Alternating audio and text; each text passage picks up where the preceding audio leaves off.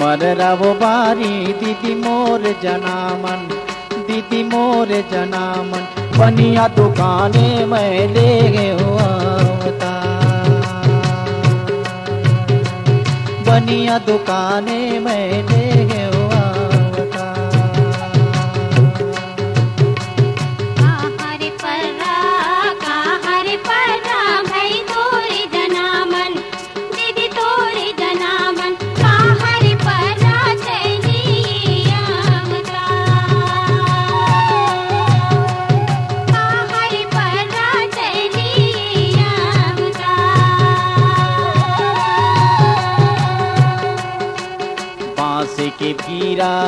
बांसे के भीरा दीदी मोर जनामन,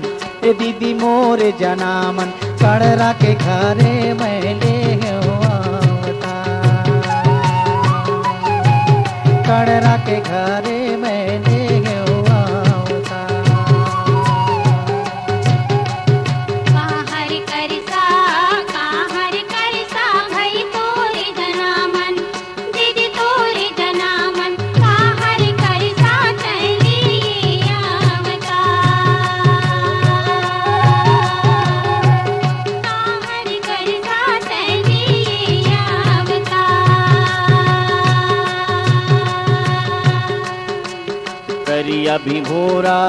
करिया भी भोरा दीदी मोर जनामन,